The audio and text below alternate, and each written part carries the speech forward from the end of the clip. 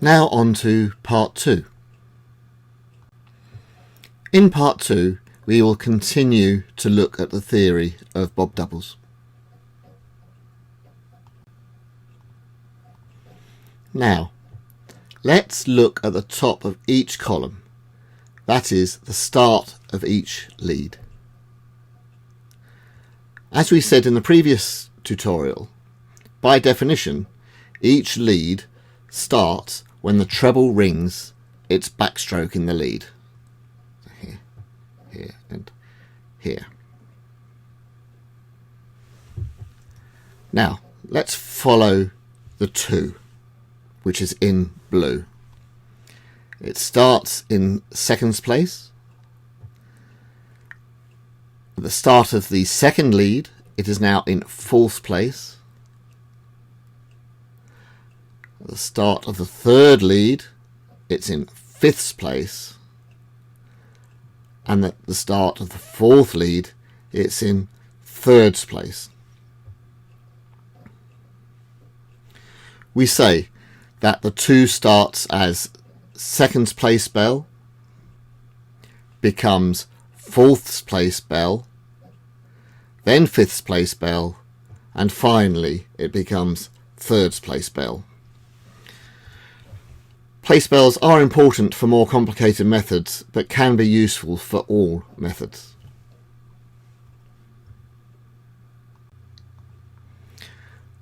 As we have shown previously, the pattern of each lead is the same.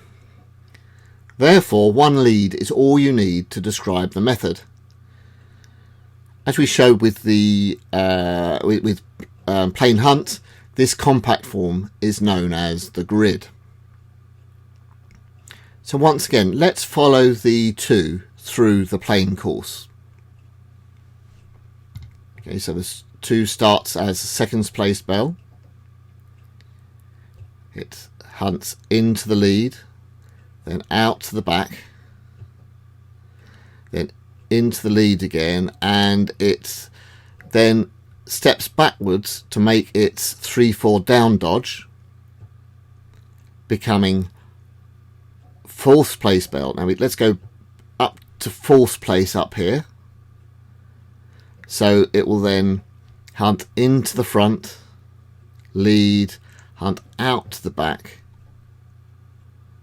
do long 5ths. Now let's follow this bell now from the top. So we go to 5th place, so we finish off the long 5ths. We hunt into the lead, we hunt out, and when we get into 4th place we step 1 place back because we're in the middle of our dodge, and we become 3rd place bell. So now we go to the top of the column in 3rd place here. So we continue to hunt out to the back, lie into the front, lead, and then make seconds, and then seconds place bell is back where it started. So we can see the whole plain course from the grid.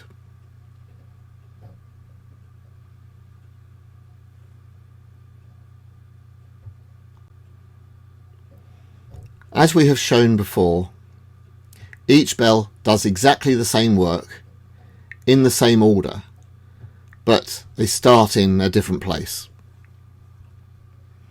So looking at the 5 and the circle of work, we see that it starts off in 5th place bell. It is actually, when it starts, it's actually finishing off its long 5ths. It will hunt, and next piece of work it will do will be its 3-4 up. It becomes 3rd place bell. The 3rd place bell, it will then make seconds and become 2nd place bell. It then dodges 3-4 down and becomes 4th place bell, and it'll start to make its long 5ths when rounds will come up and the conductor might call "that's all."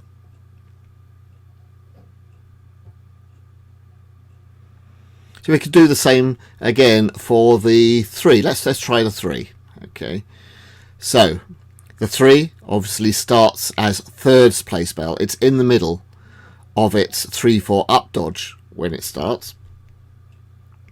Its next piece of work will be making seconds.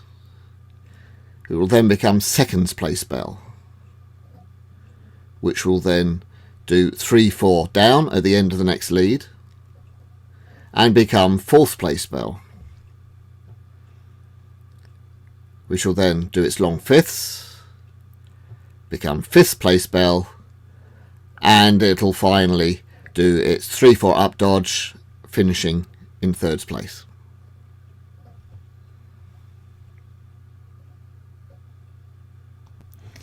Here is another look at your starts. So if you are bell 2 and you start, you're actually in the middle of making seconds. So you go straight into the lead and your next piece of work is 3/4 down and you become fourth place bell. Now the 3 is actually in the middle of its 3/4 up dodge when it starts. So it hunts out and then makes seconds next time and becomes second place bell. The 4 is in the middle of its 3/4 down dodge. It hunts in and it will do long fifths next time and becomes fifth place bell. And the 5 is in the middle of ringing its long fifths, so there'll be one blow in fifths and it'll hunt in, and the next work it will do will be the 3/4 up dodge, becoming third place bell.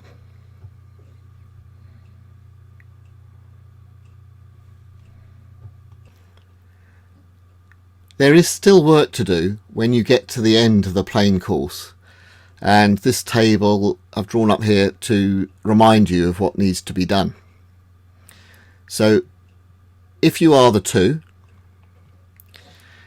you will be at the end of third place bell's work at the end of the plain course, which means you'll lead, then you go into seconds and you stay there. Now the 3 will be at the end of fifth place bell's work, which means you must hunt out to fourth place, then back to third place and stay there.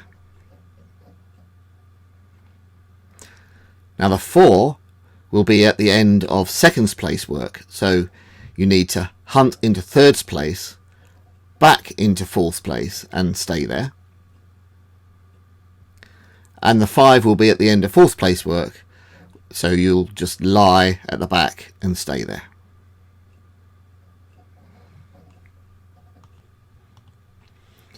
Now we can compare plain hunt with plain bob doubles.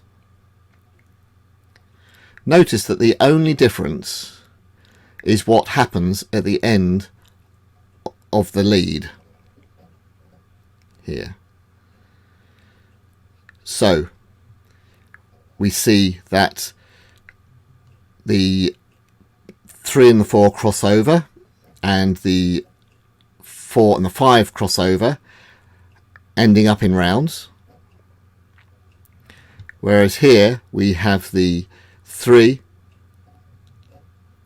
making seconds, we have the 2 and the 5 crossing over, and we have the 4 making places here.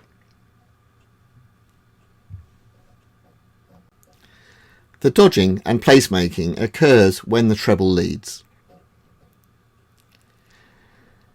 I wonder, can you hear the difference between the plain hunt's lead end and the plain bob doubles lead end?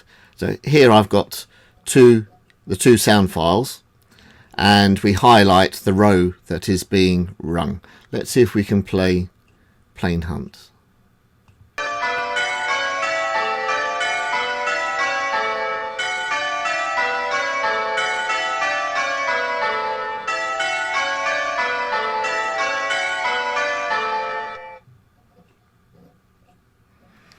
Okay, now let's play Bob Doubles.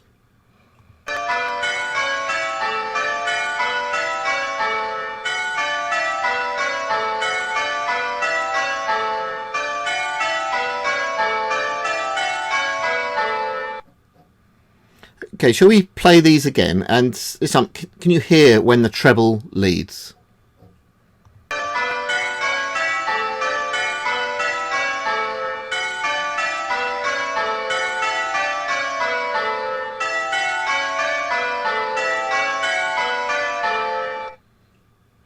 And now Bob Doubles.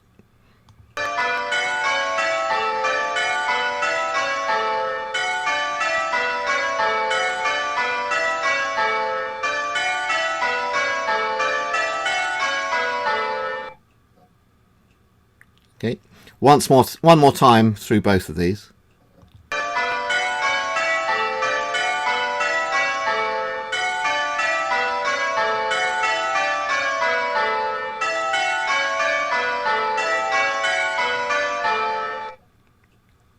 And finally Bob Doubles.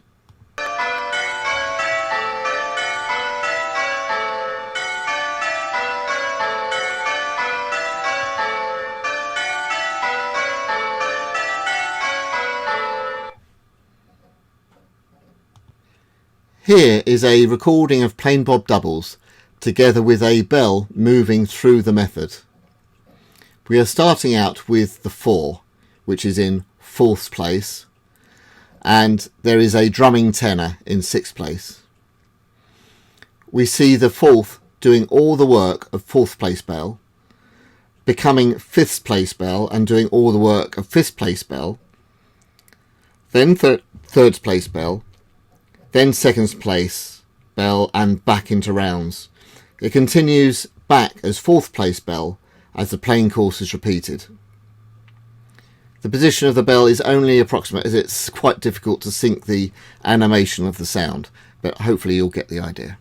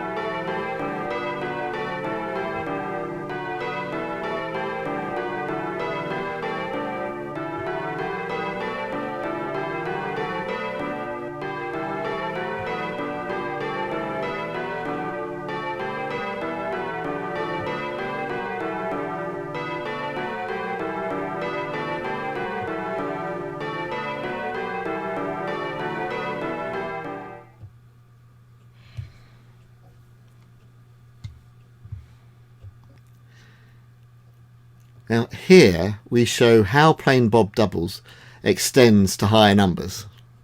The same thing happens for all stages. So the bells all hunt until the lead end. The bell in 2nd place will make seconds over the treble, and all the other bells will have to dodge or make places to accommodate. So once you know that, once you can ring plain Bob Doubles, you should know what to do if you're asked to ring plain Bob Royal. Now that's obviously easier said than done, but there we go. That just shows how pretty the method can be. Now, a very quick tour around place notation. So just to note that place notation has absolutely nothing to do with place bells. This is another one of these snares bell ringers set to trap the unwary. It can be very confusing. Okay, but just place notation, nothing to do with place bells. It is a shorthand notation to use to describe a method, and it shows how the bells move from one row to the next. So when a method progresses from one row to the next, the bells will either keep in the same place, that is, they will either make places, or they will swap or cross with an adjacent bell. There's nothing else they can do. For every row, the positions are noted where places are made. So if we do this for the playing course of bob doubles, okay, so going from the first row to the second row, it is only the transition in fifth place where places are made. All the other bells are swapping over, so we write a 5 there. Going from the next row to the row following that, it is only first place. Well, the bell in first place is making places. Then the next row transition, it's only the bell in fifth place. The next row transition, it's only the first place, and so on. Fifths, first, fifths, first, fifths, and then something lovely happens at the lead end. So this is where we have 1 and the second bell making places and the fifth bell making places. So we write 1, 2, 5 there.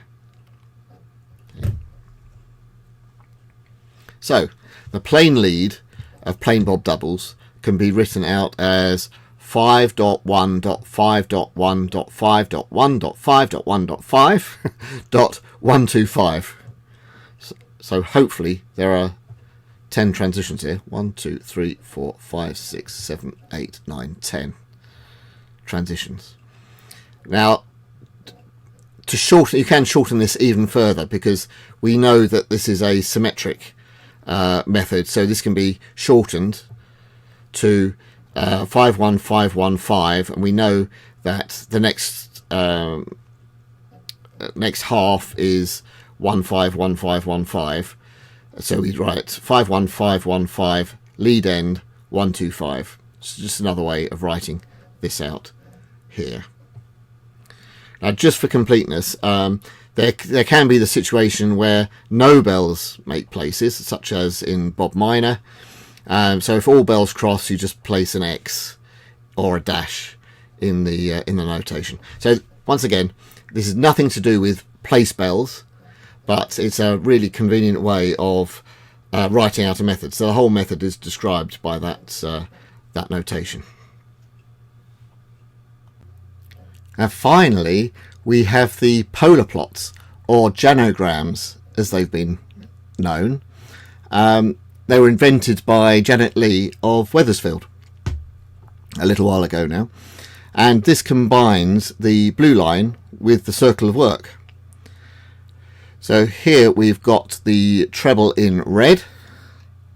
Here, so we have the lead is on the inside, fifth place is on the outside, and we see the treble is leading, then it hunts out to the back, then leads again, hunts out to the back, in, and so on. And the other bell, so we're just looking at the 2 here, and we've got the colours of the place bells written here. So the 2 starts to lead, then it hunts out to the back, then it does its 3-4 down, dodge, becomes 4th place bell, leads, lies, becomes 5th place bell, dodges 3-4 up, becomes 3rd place bell, leads, makes seconds. Now, some people find this really useful, really nice way of visualizing the methods. I personally don't use this, but I just wanted to present this for completeness because some of you might find this very, very useful. We've now come to the end of part 2 of these tutorial sessions, and we have covered the theoretical aspects of plane courses of plane bob doubles. We have shown the many ways in which plane bob doubles can be visualized. We've looked at the blue line, the grid, the circle of work, place notations, janograms, and we've even shown you how it sounds. Now we're likely to make use of one or more of these. All are absolutely valid. These are tools you can put in your toolbox ready to use either now or in the future.